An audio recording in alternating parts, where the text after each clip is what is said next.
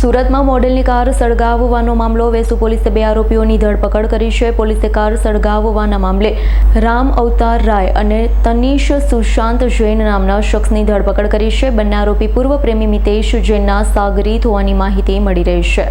સુરતના વેસુ પોલીસ મથકની હદમાં મોડેલની કારને સળગાવનાર 2 આરોપીઓને પોલીસે ઝડપી પાડ્યા. મોડેલની કાર તેના પૂર્વ પ્રેમીના માણસે સળગાવી હોવાનું સામે આવ્યું છે. મિતેશ જૈનના કહેવા પર કારમાં આગ લગાવવામાં આવી. મિતેશ જૈન દ્વારા મોડલની અને તેના પરિવારની 4 કારમાંથી GPS સિસ્ટમ નીકળી હતી. મિતેશ જૈન અવારનવાર તેમનો પીછો કરતો, વારંવાર તેમને હેરાન પરેશાન કરવામાં આવતા મિતેશ જૈન સામે જુદા જુદા 3 પોલીસ સ્ટેશનમાં ફરિયાદ નોંધાઈ છે. ગત તારીખ 29 મે 2025ના રોજ અલથાણ પોલીસ સ્ટેશનમાં આ કામના ફરિયાદી જે છે એ આરોપી મિતેશ જૈન વિરુદ્ધ પોતાના ફેક એકાઉન્ટ બનાવીને પોતાના જે સાથે રિલેશનના સમયના ફોટોગ્રાફ્સ છે એ ફેક એકાઉન્ટ પર અપલોડ કરીને એમના ફેમિલી મેમ્બરને વાયરલ કરવાના, આ ઉપરાંત એમને અજાણ્યા નંબર પર વોટ્સઅપથી એમની સાથે ગાળી ગલોચ કરવાની એક ફરિયાદ આપેલી.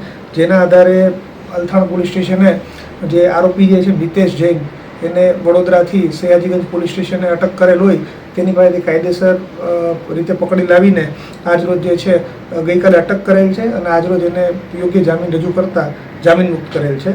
અલથાણ પોલીસ સ્ટેશનમાં ફરિયાદીએ BNSની કલમ 78(2), 351(3), 352 અને 356(2) મુજબ ગુનો દાખલ કરાવેલ છે. આ ઉપરાંત IT એક્ટની કલમ 66E, 67 અને 67A મુજબ ગુનો દાખલ થયેલ છે. હાલ જે છે તપાસ ચાલુ છે. સાહેબ, આ જે આરોપી છે એ પીડિત બેનને કઈ રીતના હેરાન પરેશાન કરે?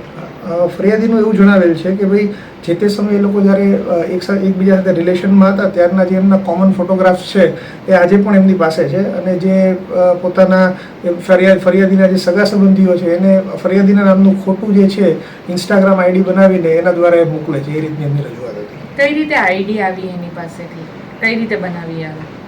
એમાં ફરિયાદી એવું જણાવેલ છે કે જ્યારે તેઓ એકબીજા સાથે અગાઉ રિલેશનમાં હતા ત્યારે જે એમનો Gmail એકાઉન્ટનો પાસવર્ડને જે છે એ આ કામના આરોપી મિતેશને ખબર છે.